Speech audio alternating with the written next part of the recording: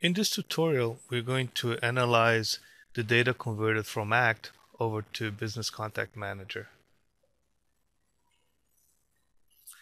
Let's go into Business Contact Manager and open the Chris Huffman record.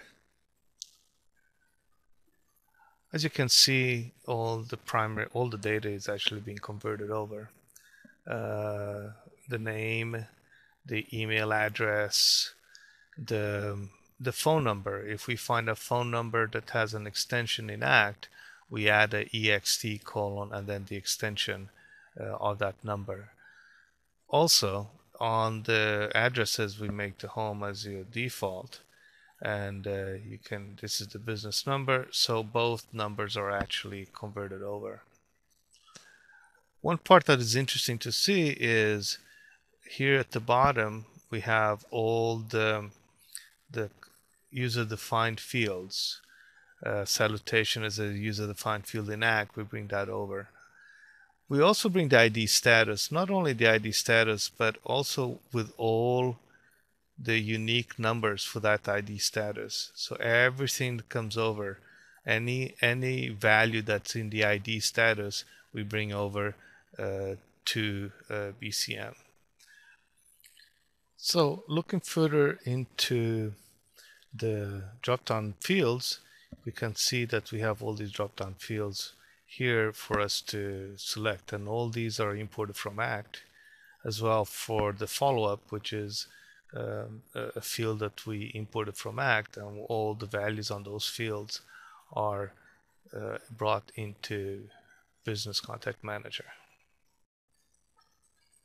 So let's look back at the Chris Huffman record at something that's quite interesting. In the record, we have the record manager defined as Chris Huffman. This field is actually brought over, the association is brought over to BCM as assigned to the Chris Huffman as the record manager. And you can see that throughout all the other records. So let's look at the other fields. We have here the customer data, which we have the first purchase date and the customer ID and the trivia that comes from the ACT record. Also, we have the group membership, and the group membership comes as categories, and in BCM it is shown at the top of the contact. So now let's look at the details section of the contact record. And on the details section, on the comments section, we add the secondary contacts. The secondary contacts are basically the pertinent information is extracted and then put into this section.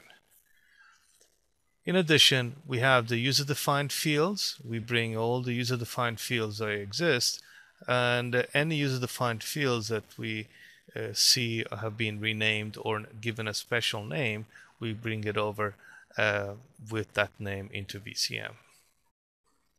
So now comes what is probably the most exciting part of this conversion, is how do we deal with all the history and activities for the contact. What we can see here is we have the right linkages on the tasks, and the tasks reside in Outlook. We also, the created time is the correct time. It comes from ACT, so it matches the correct time that ACT provides. So you can open this and it will show you the tasks that's in Outlook and has that date for the task. So this is when it was created in ACT, not when it was converted by our conversion tool. So all these items are now, the whole calendar is integrated into BCM. Also, we convert the files, so you can actually see here, you can open a file and it'll be a document file, a Word file. So just double click on that, and that file basically, now we're accessing a file that is a document that used to be part of just linked in ACT. So what we're doing is supporting both both documents linkages as well as activities linkages between the Outlook and an Act.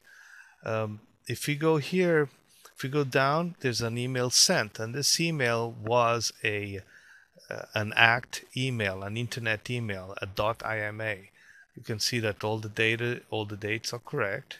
So we can just open this file, and now what we have here is an Outlook email that we can actually read properly in Outlook without having to go to the ACT reader.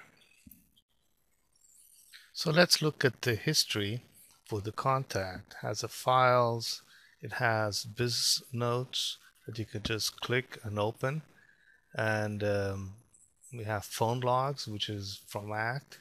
So we maintain all those history notes and opportunities. All of them come over to BCM, so you can actually open the contact and see those items in BCM. So what we're going to do now is just to look at the communications history for all the contacts and see what we get there. And as can be seen, we have the creation individual who created the particular item. For example, an opportunity relates directly to when it was created or when it's due, and we take that date, and that becomes a created due date for the opportunity. And you can see it's Alison McCullough. So by basically double clicking on here, you'll be able to look and see the opportunity with the product and assigned to Alison McCullough with a link to Liz Dittmeyer. Therefore, what we're trying to do is maintain as much of the feel and the dates and everything that comes from ACT over to BCM in such a way that working BCM, you would never even know that this has been a converted database. So now let's get down how we get companies over from ACT over to BCM. The ACT companies data become BCM accounts. So all the companies become the BCM accounts. All the contacts in ACT that are linked to the companies are linked in BCM as well to the accounts. And we also identify the primary contact that's in ACT, and we bring that over to BCM. Let's see. So let's go back to BCM and click on the accounts folder. Here we have all the companies that are in ACT. If we click here, we'll see all the contacts that are associated with CH Tech 1 sales. And these are the contacts that are within ACT are associated with that company. So these accounts, now these are accounts in BCM.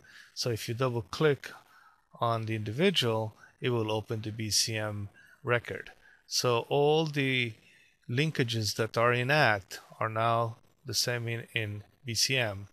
We also bring over the phone numbers for the company as well as the address that exists on the company's record in ACT. This concludes our presentation on converting ACT to BCM. In ACT to BCM, we convert all the contacts and companies. All history, notes, attachments, opportunities, calendar, and tasks are converted with the correct dates and ownership. No limitation on the number of items. All attachments are copied to a shared folder so they can be shared by all users. And our goal is to configure the data in BCM so that it looks native to you. So what should you do? Purchase the conversion at act2bcm.com. Decide whether you want to convert local at our site or we will convert at your site. And schedule conversion time. We need a machine with 8 gigs, a quad processor, an ACT and BCM installed.